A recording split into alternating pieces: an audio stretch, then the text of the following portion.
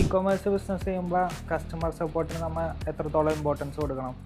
E-commerce business ചെയ്യുമ്പോൾ തീർച്ചയായും നമ്മൾ കസ്റ്റമർ സപ്പോർട്ടിന് നല്ലൊരു ഇമ്പോർട്ടൻസ് തന്നെ നമ്മൾ കൊടുക്കണം. എസ്പെഷ്യലി നമ്മൾ ഇന്ത്യയിൽ ചെയ്യുന്ന സമയത്ത് ഇന്ത്യയിൽ എവിടെയാണെങ്കിലും കസ്റ്റമർ സപ്പോർട്ട് നല്ല രീതിയിൽ നമ്മൾ വർക്കൗട്ട് ചെയ്യണം. മീൻസ് അതിൻ്റെ കസ്റ്റമർ സപ്പോർട്ട് ടീം നല്ല രീതിയിൽ നമ്മൾ ബിൽഡ് ചെയ്ത് കൊണ്ടുവരണം. അപ്പോൾ ഞാൻ പറയുന്നത് ഇപ്പോൾ ഇനിഷ്യലി നമ്മൾ സ്റ്റാർട്ട് ചെയ്യുന്ന സമയം തൊട്ടുള്ള കാര്യമാണ്. ഇപ്പോൾ ഇന്ത്യയിൽ നമ്മളൊരു ഇ-കോമേഴ്സ് ബിസിനസ് തുടങ്ങുകയാണെങ്കിൽ ഇനിഷ്യൽ ടൈമിൽ തന്നെ നമ്മളൊരു കസ്റ്റമർ സപ്പോർട്ട് നല്ല രീതിയിൽ നമ്മൾ ടേക്ക് കെയർ ചെയ്ത് തന്നെ പോകണം.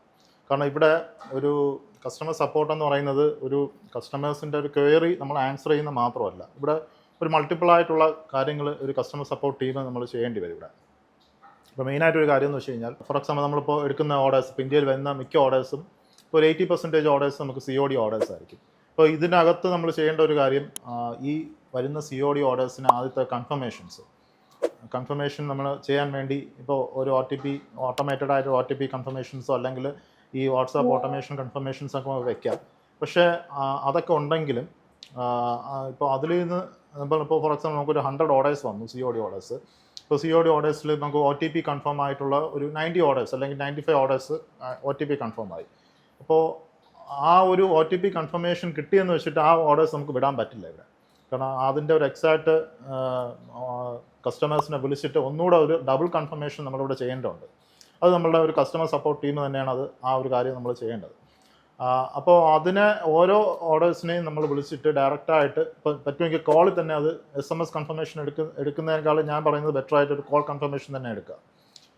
ആ ഒരു കോൾ കൺഫർമേഷൻ തന്നെ എടുത്ത് നമുക്ക് മുന്നോട്ട് പോയി കഴിഞ്ഞാൽ ഒന്നാമത്തെ കാര്യം, ആ കസ്റ്റമറുമായിട്ട് ഡയറക്റ്റ് ഒരു റിലേഷൻ, ഒരു കോൾ കൺവേർഷൻ റിലേഷൻ നമുക്ക് അത് ക്രിയേറ്റ് ചെയ്യാൻ പറ്റി. ഇപ്പോൾ നമ്മളിപ്പോൾ 95 ഓർഡേഴ്സ് OTP കൺഫേം ചെയ്തെങ്കിലും ഇപ്പോൾ കോൾ കൺഫർമേഷൻ ചെയ്യുമ്പോൾ ചിലപ്പോൾ ഒരു 10% ഓർഡേഴ്സ് കൂടെ നമുക്ക് ക്യാൻസൽ ആവാൻ ചാൻസ് ഉണ്ട്. അതും കുഴപ്പമില്ല. ഇപ്പോൾ നമുക്കൊരു 90% ടോട്ടൽ ഓർഡേഴ്സ് എടുത്തതിലൊരു 100 ഓർഡേഴ്സ് COD വന്നതിൽ ഒരു 85 ഓർഡേഴ്സ് നമുക്ക് ഡബിൾ കൺഫർമേഷൻ ചെയ്തപ്പോൾ നമുക്ക് ഓക്കെ ആയി. അപ്പോൾ ആ ഓർഡേഴ്സിന് നമുക്ക് സെൻഡ് ചെയ്താൽ മതി. കാരണം അത്രയും ഓർഡേഴ്സ് നമുക്ക് ഡബിൾ കൺഫേം ചെയ്തുകൊണ്ട് കുറച്ചുകൂടെ ആ പ്രോഡക്റ്റ്സ് എടുക്കാനുള്ള ഒരു ചാൻസ് കൂടുതലാണ് കസ്റ്റമേഴ്സ്. ഓക്കെ, അപ്പോൾ വൺസ് ആ ഒരു കോൾ കൺഫർമേഷൻ ചെയ്യുന്നത് ഈ കസ്റ്റമർ സപ്പോർട്ട് ടീമിൻ്റെ ജോലി തന്നെയാണ്. വൺസ് നമ്മളിപ്പോൾ സെൻഡ് ചെയ്ത ഓർഡേഴ്സ്, ഇപ്പം പ്രോഡക്റ്റ് ഡിസ്പാച്ച് ചെയ്ത കംപ്ലീറ്റ് ഓർഡേഴ്സ് COD ഓർഡേഴ്സ് ആ ഒരു ഔട്ട് ഫോർ ഡെലിവറി സ്റ്റേജ് എത്തുമ്പോൾ നമുക്കിവിടെ ഞാൻ നേരത്തെ നമ്മളുടെ വീഡിയോയിൽ പറഞ്ഞതുപോലെ NDR എന്ന് പറഞ്ഞ ഒരു നോൺ ഡെലിവറി റിപ്പോർട്ട് വരാൻ ചാൻസ് ഉണ്ട്. പർട്ടിക്കുലർ ചില കസ്റ്റമേഴ്സ് അവരുടെ ഔട്ട് ഫോർ ഡെലിവറി ആവുന്ന സമയത്ത് അവരുടെ കോൺടാക്ട് ചെയ്താൽ കിട്ടത്തില്ല. അപ്പോൾ ആ കസ്റ്റമേഴ്സിനെ NDR ആവുന്ന സമയത്ത് തന്നെ നമ്മളെ ഈ ടീം ഒന്നുകൂടെ അവരെ വിളിച്ച് നമ്മളെ ഓർഡർ അവിടെ എത്തിയിട്ടുണ്ട്, നിങ്ങളത് അക്സെപ്റ്റ് ചെയ്യുക എന്നുള്ള രീതിയിൽ അവരുടെ അടുത്ത് സംസാരിക്കണം. അപ്പോൾ ചില കസ്റ്റമേഴ്സ് അത് റെസ്പോണ്ട് മര്യാദയ്ക്ക് ചെയ്യുന്നില്ലെങ്കിൽ പോലും അവരെ നല്ല രീതിയിൽ ഫോളോ അപ്പ് ചെയ്ത് ആ NDR വർക്കൗട്ട് ചെയ്യേണ്ട ഉത്തരവാദിത്വം ഈ കസ്റ്റമർ സപ്പോർട്ട് ടീമിനാണ്. എന്ന് പറഞ്ഞാൽ അവർ കൺഫേം ചെയ്തിട്ടാണ്, കോൾ കൺഫേം ചെയ്തിട്ടാണ് നമ്മൾ ആ പ്രോഡക്റ്റ് വിട്ടത്.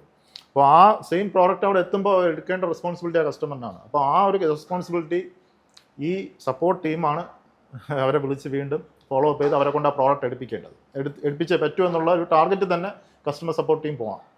ഓക്കെ, പിന്നീട് അടുത്ത ഒരു കേസ് വരുന്നത് നമ്മളുടെ ഈ പ്രോഡക്റ്റ് ക്വയറീസ്. എന്തെങ്കിലും കസ്റ്റമേഴ്സ് എന്തെങ്കിലും ഈ പ്രോഡക്റ്റ് ക്വയറി വരികയാണെങ്കിൽ അതിനുള്ള റെസ്പോൺസും നമ്മൾ കസ്റ്റമർ സപ്പോർട്ട് ടീം കൊടുക്കണം. അപ്പോൾ ഇങ്ങനെ ഒരു 3 കാറ്റഗറി ഓഫ് ജോബ് ഈ കസ്റ്റമർ സപ്പോർട്ട് ടീം നമ്മളിപ്പോൾ ഇന്ത്യൻ ഇ-കോമേഴ്സ് ചെയ്യുമ്പോൾ അവർ ഹാൻഡിൽ ചെയ്യണം, ആ ടീം ഹാൻഡിൽ ചെയ്യണം. അതിപ്പോൾ ഒരു സിംഗിൾ പേഴ്സൺ ആണെങ്കിലും ഒരു ഗ്രൂപ്പ് ഓഫ് പീപ്പിൾ ആണെങ്കിലും സപ്പോർട്ട് ഇരിക്കുന്ന ആളുകൾ അത് ഹാൻഡിൽ ചെയ്യേണ്ടത് വളരെ അത്യാവശ്യമാണ്.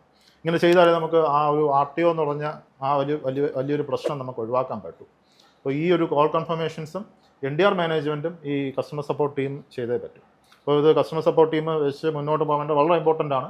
അപ്പോൾ അത് ചെയ്താൽ മാത്രമേ നമുക്ക് അൾട്ടിമേറ്റ്ലി COD ഓർഡേഴ്സൊക്കെ നമുക്ക് ഡെലിവേർഡ് ആക്കി സ്റ്റോർ പ്രോഫിറ്റബിൾ ആക്കാൻ പറ്റും. അല്ലെങ്കിൽ വലിയൊരു എമൗണ്ട് അല്ലെങ്കിൽ വലിയൊരു ഓർഡേഴ്സ്, വലിയൊരു പെർസെൻറ്റേജ് ഓഫ് ഓർഡേഴ്സ് RTOയിലോട്ട് പോകാൻ ചാൻസ് ഉണ്ട്. അത് അൾട്ടിമേറ്റ്ലി നമ്മളുടെ സ്റ്റോറിൽ നല്ല രീതിയിൽ അത് പ്രോഫിറ്റബിലിറ്റിയെ ബാധിക്കും. ഇനീഷ്യലി ബിസിനസ് തുടങ്ങുമ്പോൾ കസ്റ്റമർ സപ്പോർട്ടിന് നമുക്ക് എന്തൊക്കെ ചെയ്യാം? എത്ര ടീം മെമ്പേഴ്സ് വരെ പോകാം?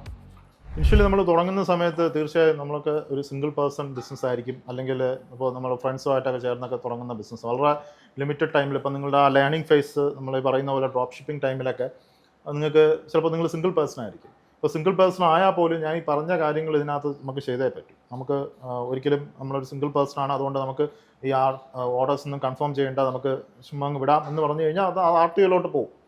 ഓക്കെ, അപ്പോൾ സിംഗിൾ പേഴ്സൺ ആവുന്ന മീൻസ് ഇനിഷ്യൽ ടൈമിൽ പോലും നമ്മൾ ഈ കസ്റ്റമർ സപ്പോർട്ട് ഞാൻ ഈ പറഞ്ഞ 3 കാര്യങ്ങൾ, ഇപ്പോൾ ഓർഡർ കൺഫർമേഷൻസ്, NDR മാനേജ്മെൻറ്റും ഈ പ്രോഡക്റ്റ് ക്വയറീസിനുള്ള കസ്റ്റമർ സപ്പോർട്ട് നമ്മൾ പ്രൊവൈഡ് ചെയ്തേ പറ്റും. അതിപ്പോൾ നമ്മളാണെങ്കിലും നമ്മൾ സ്വയം ചെയ്യുകയാണെങ്കിലും അത് നമ്മൾ തന്നെ ചെയ്യാം.